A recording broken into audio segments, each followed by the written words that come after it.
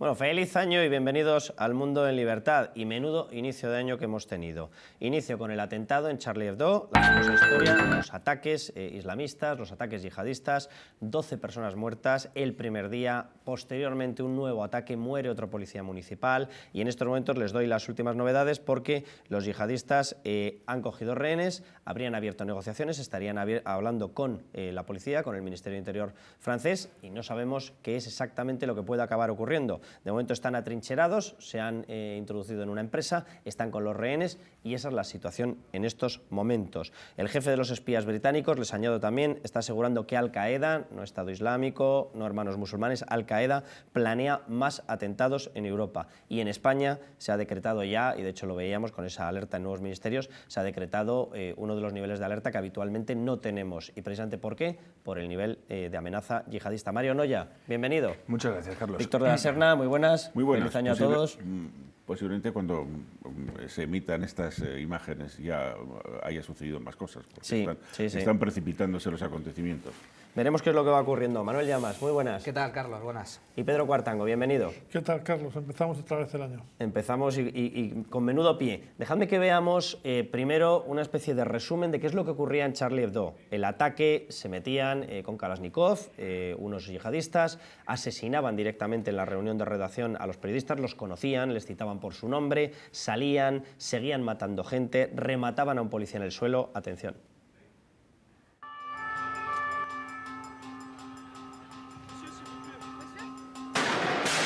Francia en estado de shock.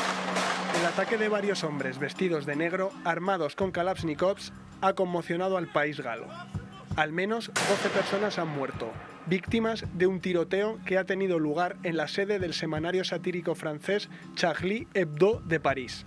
Realmente impacta un poco que se pueda mover con París con armas automáticas y atacar, sí, resulta más impactante que una bomba. A lo mejor lo han elegido por eso, para tener más impacto, pero supongo que simplemente se usa lo que se tiene más a mano. La revista se hizo mundialmente conocida después de publicar una serie de caricaturas de Mahoma en 2006, replicadas de un diario danés, lo que irritó a los sectores islamistas más radicales.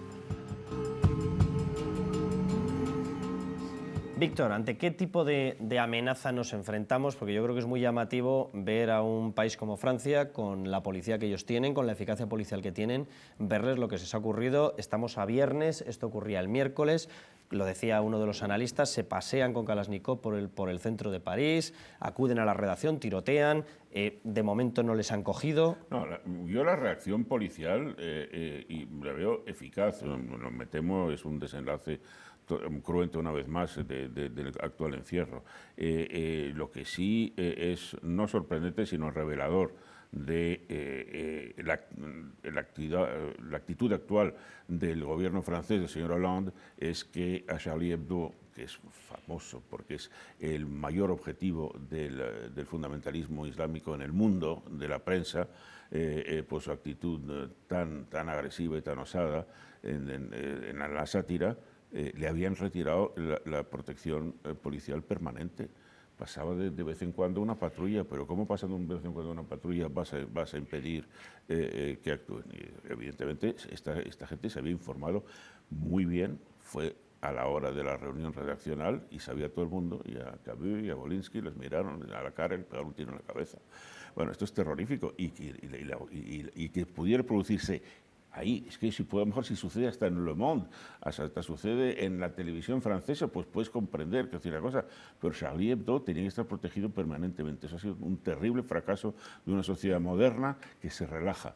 Nos cuesta mucho en las democracias pensar, nos olvidamos, pasa un 11S, pasa un 11M, y bueno, pero han pasado 10 años, han pasado 15 años, no sé qué, y de nuevo ciertos países se relajan. Por cierto, que yo creo que España es un país también bastante relajado en ese sentido. Vamos a ver si aprendemos de la desgracia ajena y mantenemos firme. Creo que estamos en una guerra larvada, en una tercera guerra mundial larvada frente a estos terroristas que han ocupado cientos de miles de kilómetros cuadrados en cercano Oriente y que van a por todo lo que puedan. Cuidado. En España hubo hace un año un informe en el que alertaba de que el 10% de las mezquitas, 100 en total, tenían una carga de mensaje clarísimamente radical. que de ellas 30 habían creado escuelas ultrarradicales donde tenían a niños a los cuales adoctrinaban desde pequeños, etcétera, etcétera. Y yo estoy con lo que dice Víctor. Tampoco se nota que haya habido un cambio de actitud clarísimo. Ahora sí, ahora vemos que se declara el estado de emergencia y tal. ¿Estamos atolondrados ante este nuevo, Pedro, ante este nuevo tipo de terrorismo? Yo creo que hay un problema de base cultural. A ver si me explico. Es decir, nosotros tenemos en nuestros genes la cultura de la tolerancia, el respeto a las opiniones. Nosotros defendemos desde Voltaire la crítica a la autoridad, a la Iglesia. Es decir, eso forma parte de nuestra tradición. Nosotros tenemos, por una parte, nuestros valores éticos y religiosos, y por otra parte hay una autonomía en la esfera de lo individual. En la religión musulmana no hay esa diferenciación. En la religión musulmana lo individual, la libertad individual, la libertad de conciencia, la cultura, la religión son lo mismo. Y ese es el problema que existe. O sea, yo creo que los musulmanes no se integran en Occidente porque sencillamente ellos no tienen esa separación entre, digamos, entre lo individual y lo social, o esa separación entre... Sí, entre lo celestial y lo terrenal. Claro, entre lo celestial y lo terrenal, exactamente.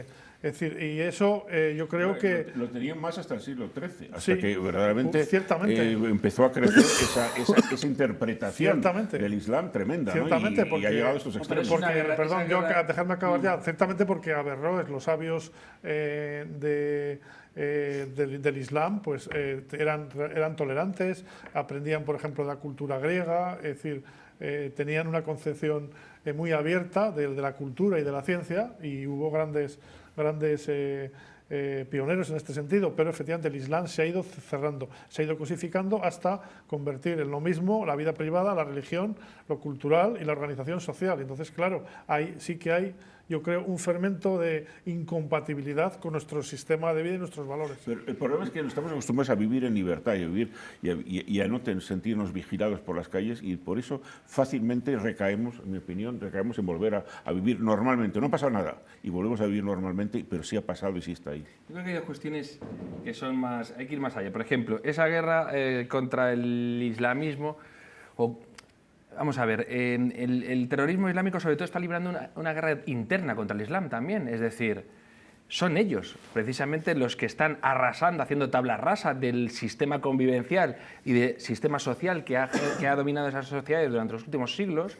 Están machacando la tradición de los lugares porque consideran además que es una especie de neopaganismo y que hay que hacer tabula rasa y que ceñirse estrictamente a su interpretación de la Sharia y del reino originario de Mahoma y demás. Por eso hacen las batidas tremendas que hacen en las propias tierras que han conquistado en Irak y en Siria, no solo contra yazidíes, contra cristianos, sino contra musulmanes. Contra musulmanes chiíes también. A los chiíes, evidentemente, los exterminan cada vez que pueden.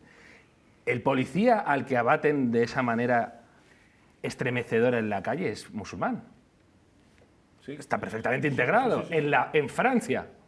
Está perfectamente integrado en Francia. Y los árabes, los jóvenes árabes de la banlieue, se revuelven sobre todo contra el Islam de sus padres, que es un Islam muy local, el que practicaban en Marruecos con santones, etc. Van a por ellos porque consideran que están derivados, degenerados. Eso es una cosa que se nos suele olvidar. Pero están creciendo. Quiero decir, Sí, por porque supuestísimo. efectivamente la interpretación esta antirracionalista se revela contra una evidente adecuación. Es decir, si viajabas hace 40 años al Cairo, a pesar de la pobreza del país, respirabas un ambiente más libre, más normal y esas cosas. Perfecto. Y de repente esa sociedad dice, esto es una traición, nos han traicionado. Y El han problema hecho es que están cosas- avanzando, sí. es como una depuración, tenemos que depurarnos. Es el fenómeno nazi, Sí.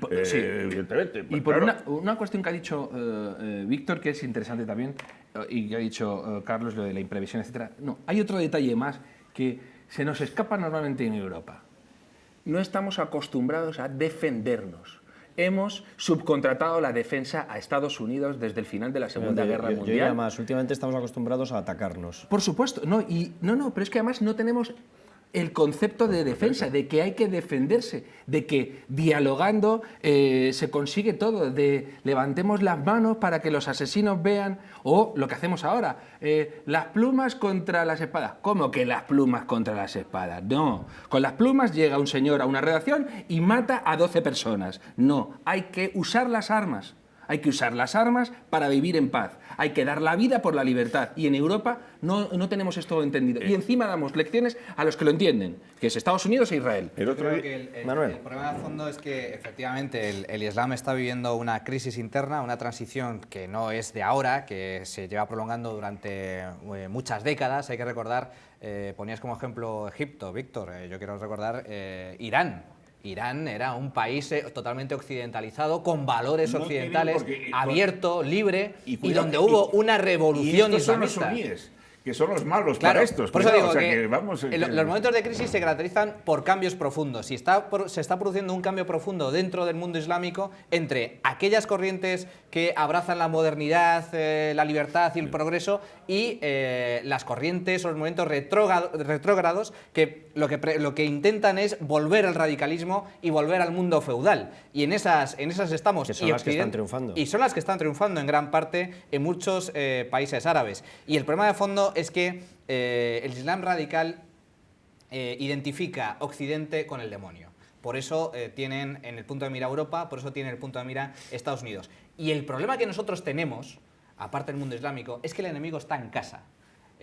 Los terroristas franceses son franceses. Los terroristas norteamericanos son norteamericanos. Y están nacionalizados norteamericanos. Y por lo tanto es una guerra muy distinta a la que hemos vivido en los últimos siglos. No hay un ejército identificado, no hay un país identificado, no hay ni siquiera un territorio identificado, sino que es todo tenue, abstracto, y además el enemigo está aquí. Pero déjame que lo que estás comentando tú, que es totalmente cierto, con lo que decía hace un momento Mario, porque yo creo que es la unión de los dos. O sea, no solamente es que tengas aquí a ese enemigo, que ya lo tienes propiamente de primera generación, de segunda generación e incluso de tercera generación, lo tienes en territorio nacional. No, es que además de eso hemos dejado por completo, y yo tengo esa sensación, la defensa de nuestros valores. Y la hemos dejado de tal manera que llegamos a tener en nuestro sistema político a gente como el que vamos a ver. Esta persona es de Sortu. La primera reacción que tenía, y no ha sido el único, pero yo creo que es la más llamativa de los grupos políticos, era decir, no, ni Charlie Hebdo ni historias, es que Occidente mata mucho más y mata a diario. Eso lo tenemos metido nosotros en nuestro sistema político.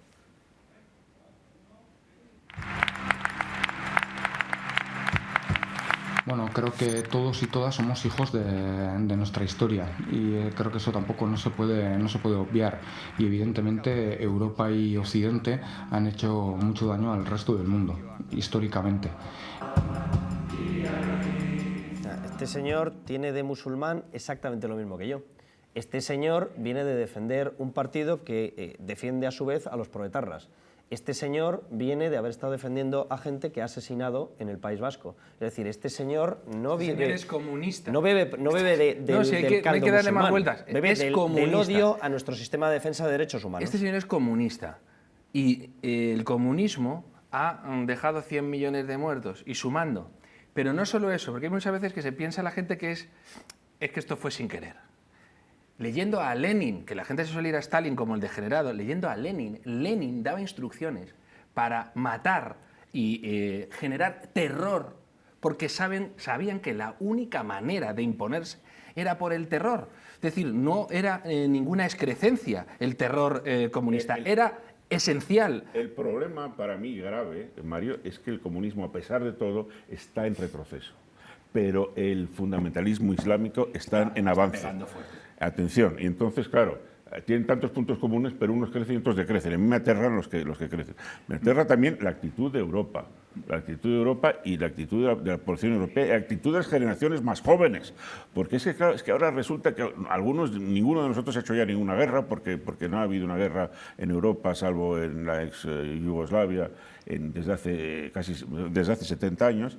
Pero cuando yo comento con algún joven, me ha pasado español, decir, fíjate que hay que tomarse un poco en serio esto porque ha dicho el Estado Islámico que uno de los territorios que van a reconquistar y dentro de no mucho tiempo va a ser Al-Ándalus. Y, es decir, España, que no es Andalucía, es España, es la península ibérica. Y me dice, pues me temo que lo tendrá muy fácil porque mi generación ya no coge un arma para levantarse contra nadie. Claro. Y nuestro pequeño ejército de voluntarios lleno de extranjeros será el encargado de hacer frente a muchas emergencias, a lo mejor. No sé, es que este mensaje... un ministro de Defensa que ha dicho que es preferible morir a matar. El ministro de Defensa. Es que este mensaje que veíamos, sí, cuidado, yo porque que no lo pensó ese día, se coló. Porque Víctor, este mensaje que veíamos de Sortu, tú te metías en redes sociales y lo veías rebotado por todas partes. Willy Toledo ha dicho exactamente, lo ha dicho peor. Que Willy Toledo ya no le considero ni... Vamos. Es absolutamente coherente. Es decir, en la medida en que ETA, no nos olvidemos que hace muy poco tiempo asesinaba gente por causas políticas. ETA ponía bombas en Madrid, ponía bombas en Levante para conseguir un objetivo político y sembraba el terror entre la población. Es decir, que legitimaba el uso de la violencia para un fin político, que es exactamente lo que hace el Islam, por lo menos lo que hace el fanatismo islámico. Y además justificado en los agravios reales o imaginarios históricos, sí. Porque claro, el Islam se está escudando, no tanto ya esta forma de Islam,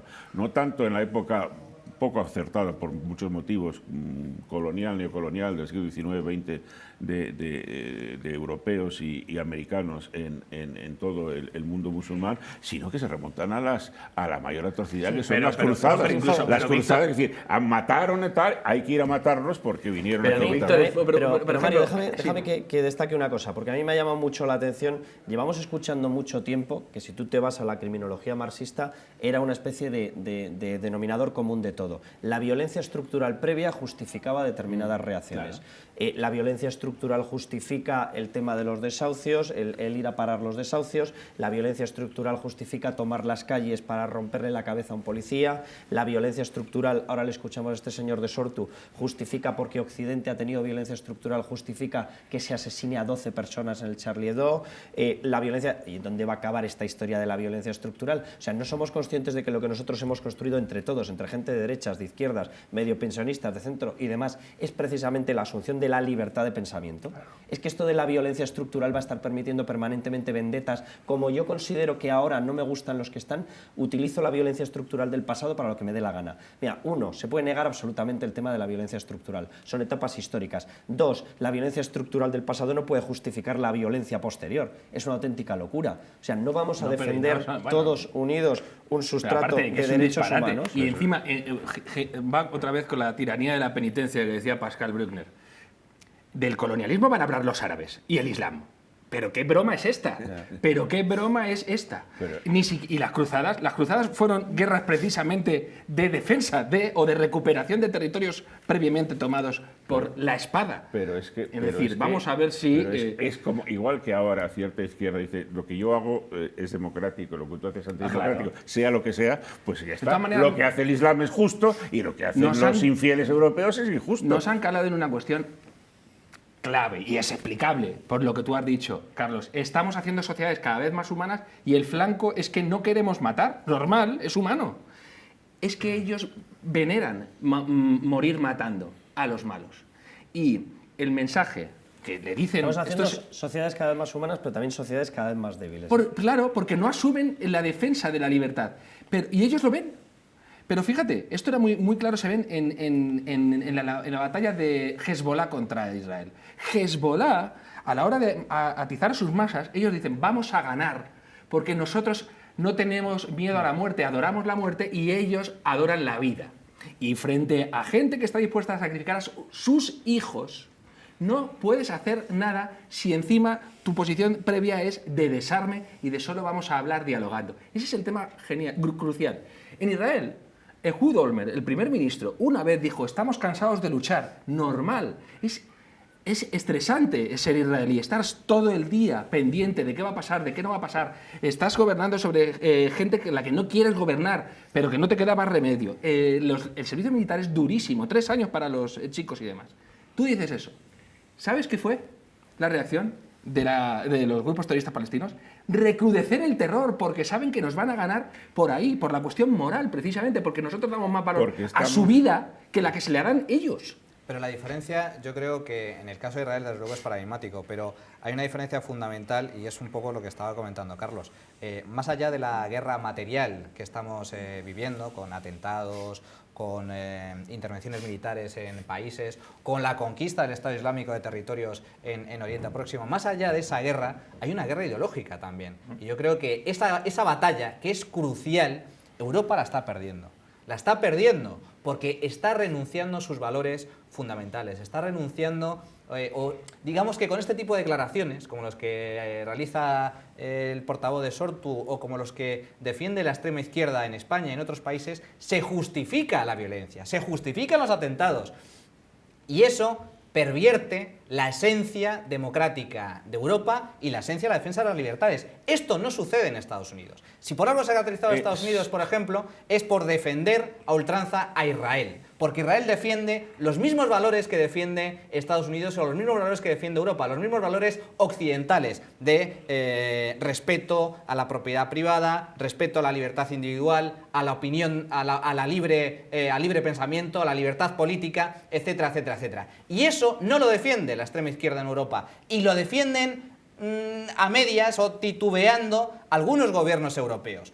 Lo hemos visto, por ejemplo, con la famosa escena en donde Zapatero, cuando era presidente del gobierno, se ponía a la Palestina. Eso es un ataque intrínseco a los valores europeos y es una defensa al radicalismo islámico. Velada, pero defensa al fin y al cabo. Y contra estos radicales no se puede tener templanzas, no se puede ir con mano blanda, hay que ir con mano dura, con mucha mano dura y no transigir en absoluto ni un ápice, porque entonces si ellos consiguen ganar la batalla de las ideas, si consiguen ganar la guerra ideológica, el resto vendrá solo. Pero no obstante, tengamos en cuenta que en Francia residen 3 millones de musulmanes, o sea que yo supongo que este tipo de ideologías radicales son sustentadas por una minoría, supongo que, como decíais, por una minoría probablemente de segunda o tercera generación. Es decir, que también en esto tenemos que afinar, aunque yo estoy de acuerdo con todo lo que habéis dicho. Pero, o sea, si nadie habla de encerrar, nadie habla de cometer el error de Estados Unidos en 1941, sí, de meter en campamentos a todos los americanos de origen japonés. Eso no estamos en ello. Pero es evidente que dentro de estas poblaciones de 3 millones en Francia, quizá más, de 1.700.000 en España, etcétera, está avanzando, está creciendo el número de... No hace falta que sea tan... En este tipo de guerra no hace falta tener un ejército de 1 millón de personas delante. Tienes un ejército de 5.000 personas delante y te hacen volar España, ¿eh? Pedro, o sea, esperemos que no lleguemos a 5.000. El problema aquí es el de visibilidad. Es decir, la banlieue no puede arder porque un delincuente tenga un problema con la policía y eso se traduzca en un mes de disturbios con muertos, coches calcinados y ciudades tomadas, y que un crimen que tiene a un musulmán como víctima no se traduzca en que la banlieue arda y que diga basta ya, y que además, por supuesto, Francia tiene un problema real de integración porque no ha querido, por otro lado, ¿verdad?, integrar plenamente a segundas y terceras generaciones Francia de árabes. Ha sido mucho más por su republicanismo, ha sido mucho más impermeable a aceptar a gente que Gran Bretaña, por ejemplo, que sí, que tiene esa tradición sajona, e incluso Estados Unidos. Pero quería mencionar yo ahora que atención con Estados Unidos. En Estados Unidos está la tentación europea es muy fuerte. La tentación europea se ha notado mucho con los desgraciados sucesos en que policías han matado a sospechosos en el Medio Oeste y en Nueva York. Y las fuerzas de la policía, en vez de recibir la respuesta, se va a investigar, se va a castigar a los culpables, pero tenemos todo nuestro apoyo, ha habido un movimiento de desdén o de repudio por parte tanto del gobierno del señor Obama, que atención, que se ha colado mucho, y los demócratas han provocado una seria crisis con un informe sobre la CIA y las exacciones de Guantánamo y de Irak, que después ha sido contestado por todos los exdirectores de la CIA, demócratas y republicanos, diciendo, un momento, pero están ustedes diciendo, esto es falso, esta es una tergiversación de lo que ha sucedido en realidad. Es solamente para quitar todo valor, para desautorizar toda la lucha de este país con sus errores y sus aciertos frente a las amenazas terroristas. Y también nos tenemos el caso de Nueva York, donde el recién inaugurado alcalde demócrata no ha hecho más que manifestarse contra la policía de Nueva York hasta el día en que han matado a esos dos pobres policías, exactamente igual, yendo por ellos directamente, como ha pasado en París antes de ayer. Y entonces el señor de Blasio ahora mismo tiene la enemiga. Hay un artículo durísimo en el New York Times de hoy de un policía jubilado explicando por qué no puede ser que las fuerzas de la policía que están luchando contra la delincuencia, que están luchando contra el terrorismo, eso sean muy fácil por parte de sus propios dirigentes ponerse un pañuelo palestino y decir que está bien, que no hay que abusar. Pero déjame que vayamos, porque yo tengo la sensación de que, al margen de todo lo que estamos contando, hay un debilitamiento clarísimo en nuestra sociedad de defensa de nuestros valores. Yo tengo toda la sensación de que nos hemos acomodado, de que vivimos en un individualismo absoluto, nos hemos olvidado de que sin defender determinados valores es imposible mantener nuestro estatus personal y estamos en una posición de debilidad que la están utilizando absolutamente. Pero porque ahora ya el 90% de las sociedades occidentales no ha conocido nunca una guerra. Y entonces no ha conocido una dictadura. Se vive en España la mayoría ya no conocía ni el franquismo, que tampoco es que fuera esto. Exacto. Vivimos demasiado de lo conseguido por otros y eso normalmente te lleva a no valorarlo. Dejadme que vayamos y que le demos una pincelada a lo que está pasando en Grecia, lo que está ocurriendo en Syriza con Syriza y lo que está ocurriendo en España, en reacción. Se han sumado Izquierda Unida, la gente de Podemos, la gente de Ada Colau. Bueno, ha salido Beiras, no sé exactamente de qué situación habrá salido, se ha incorporado a este movimiento de defensa. Vamos a escucharle a Pablo Iglesias cómo defendía hace unos años, la necesidad de que viniera un Syriza, de que avanzase en Grecia y que avanzase en España. A ver si es que yo estoy loco o es que este señor no valora en absoluto nada de todo lo que hemos construido en España.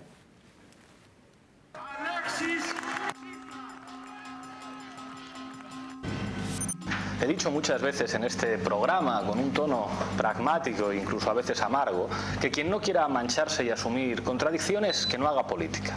Y es que a mí, en política, me atrae mucho la erótica del peligro a medio camino entre Lenin y Carl Smith, esa erótica que enseña los dientes y hace sentir al enemigo. Pero para lograr que el enemigo, y es que la política es una cuestión de amigos y enemigos, digan lo que digan los politólogos liberales, para hacer que el enemigo asuma que está en peligro hay que arriesgarse y atreverse a vencer.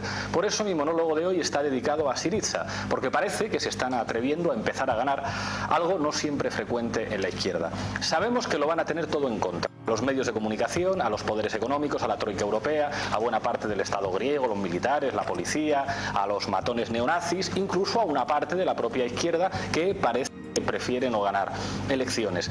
Sabemos que pueden perder no solamente las elecciones, sino que pueden perderlo todo, como le ocurrió a Allende, que después de ganar en todos los frentes a la derecha chilena, perdió en el frente militar, que a veces, por desgracia, en política es decisivo.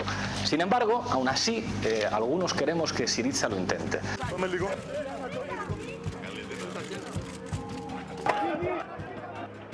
Es que cuando una persona que aspira a gobernar un país como España, un país con 47 millones de habitantes, un país con más de 1 billón de euros de presupuesto, dice que lo que le pone es la erótica del peligro, pues mire señor, váyase usted a experimentar con el quimicefa. O a trepar el Aconcagua con las manos desnudas. Sí, o hacer planeos sin avión. Y la dialéctica de amigo-enemigo. O sea, no hay adversarios, es enemigo. Es una cosa alucinante. Y además el tono de ungido sobrado que lleva, como decir, con ese desprecio reconcentrado que está teniendo por los debilones y demás. Pero Mario, yo lo que quería ir es al tema de que este mensaje está calando. O sea, al final tú tendrás debilidad frente al yihadismo, tendrás debilidad frente a cualquier cosa si has dejado de valorar lo que tienes. Exacto. Este señor, y el mensaje de este señor está calando, es que nada de lo que tenemos merece la pena.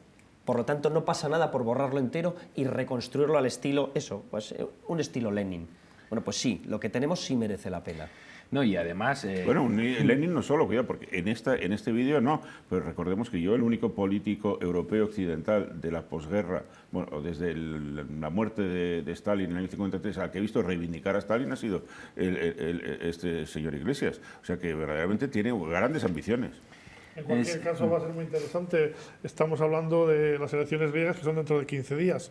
Va a ser muy interesante ver si gana Syriza, que lo dudo y no está claro, pero si gana, ¿cómo va a gobernar? O sea, porque bueno, han prometido renegociar la deuda, han dicho que van a decidir unilateralmente una quita, han sugerido incluso que podrían salirse del euro, que quieren renegociar las condiciones del rescate, etcétera. La respuesta del aviso de Alemania esta semana ha sido clarísimo. Si ustedes pretenden eso, váyanse del euro.